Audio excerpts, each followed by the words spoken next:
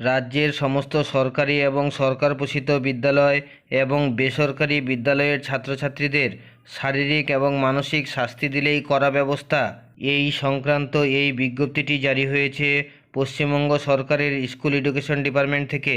বিজ্ঞপ্তিতে বলা রয়েছে, বিদ্যালয়ে শিশুদের কোনোভাবেই শারীরিক এবং মানসিক শাস্তি দেওয়া যাবে না। বিদ্যালয়ে শিশুদের শারীরিক এবং মানসিক শাস্তি নিষিদ্ধ করার বিষয়ে নিয়মাবলী 2023 সালের 11ই জানুয়ারি একটি বিজ্ঞপ্তি প্রকাশ করে জারি করা হয়েছিল। শিশুদের বিনামূল্যে ও বাধ্যতামূলক শিক্ষার অধিকার আইন অনুযায়ী বিদ্যালয়ের শিশুদের শারীরিক এবং মানসিক শাস্তি পুরোপুরি নিষিদ্ধ। নোটিশে বলা হয়েছে, প্রাথমিক ও মাধ্যমিক বিদ্যালয়ে কর্মরত সমস্ত শিক্ষক শিক্ষিকা, শিক্ষাকর্মী এবং অন্যান্যদের নজরে আনতে হবে যাতে সকলে এই বিধানগুলি কঠোরভাবে মেনে চলে এবং কোনো রকম শারীরিক ও মানসিক শাস্তি প্রদান না হয় তা নিশ্চিত করতে হবে।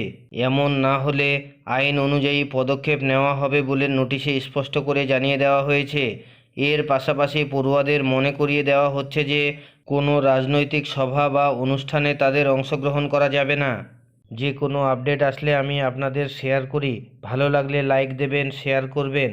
আর আপনি যদি আমার চ্যানেলে প্রথমবার আসেন তাহলে এই ধরনের ভিডিওগুলি পাওয়ার জন্য চ্যানেলটিকে অবশ্যই সাবস্ক্রাইব করবেন এবং পাশে থাকা বেল চিহ্নটি টিপে নোটিফিকেশন অল করে দেবেন।